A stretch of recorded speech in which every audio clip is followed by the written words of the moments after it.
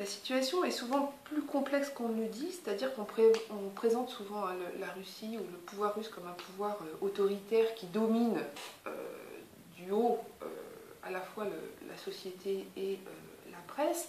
Or en fait, quand on analyse les choses plus en détail, on se rend compte qu'il y a quand même des espaces de liberté laissés au monde associatif.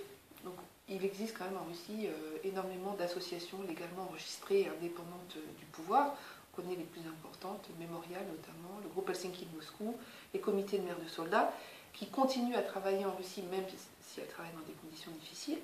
Et de la même façon, dans le domaine de la presse, on a aussi des titres de presse qui sont relativement indépendants du pouvoir, à la fois quelques titres peu nombreux dans la presse écrite et radio, et maintenant des titres en ligne sur Internet. Donc il y a une nouvelle télévision, par exemple, qui s'est créée, Dost, qui est extrêmement critique vis-à-vis du pouvoir, et aussi beaucoup de sites d'information en ligne. Donc l'espace, je dirais, de l'opposition et l'espace des médias et des associations est quand même beaucoup plus diversifié que ce qu'on dit habituellement. Ce qui est un petit peu, ce qui est complexe, c'est que l'État, ou le gouvernement russe a interagit, disons, avec la presse et les associations par des biais extrêmement divers, et notamment par le biais économique. C'est-à-dire que la contrainte n'est pas forcément directement politique, mais elle peut être aussi économique.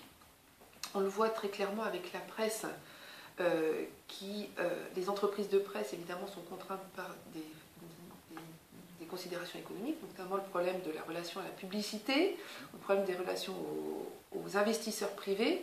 Et les titres de presse d'opposition, par exemple, sont souvent face à une pénurie de publicité, qui du coup gêne leur développement économique. Donc on voit bien que c'est des problématiques d'une certaine façon qui ne sont pas réellement spécifiques à la Russie, mais qui, dans le cas russe, peuvent être instrumentalisées par le pouvoir qui va jouer sur les flux publicitaires, sur la relation aux investisseurs privés pour contraindre ou non tel ou tel type de presse.